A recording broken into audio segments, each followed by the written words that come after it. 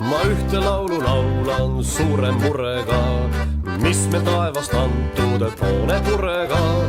Mis saab riigilaevast meie Eestimaast selle suure ilmasõja mässu all? Kas me rahvaste rahuga näeme, kas me eilsega võitjateks jääme või siis kolme käpaga saab ta tihti lonkama meie ilus ja piinarikas Eestimaa. Partisaanidest ma laulan imelugusid, nende seas on kangelasi mitmesugusid.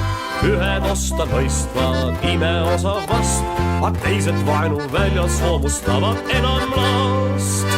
Noh, mis sellest siis nõnda ju rääki, kes kord võitnud, see võitjaks ju jääbki. Ei siin aita kavalus ega teiste vingelbus ega püha taevaliidu hinge õnnistus. Kui ilmad lähevad soojaks ja sumedamaks ööd, siis partisaanid pikadega teevad ühistööd. Kui kaua kestab puhkejant, kas jumal seda teab, võib-olla paari päeva pärast lööme kokku rea.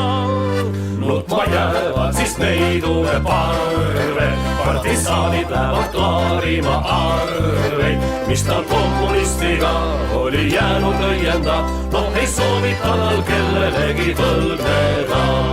Naised minu südamesõbrad seisavad kui müür, sest nende häälte enamuses ripub riigitüür.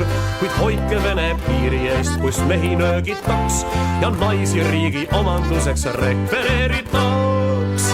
Noh, siis näeme me aegasi mitu, kus kõik ootavad pulmi ja piidu, kes palmiokstega enda võtva tehtida, et ka Lenin sõidaks Petrogradi ema eesliga.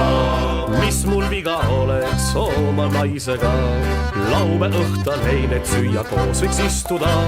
Kui peale sööki topiks ta mul piipu tubakat ja pehme voodi sisse viiks mind rahus puhkama.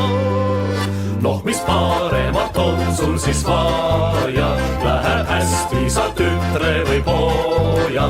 Kui poiste ütlen ma kõrva sisse salaja, katsu parem läbi aada ilma naisteta, katsu parem läbi aada ilma naisteta.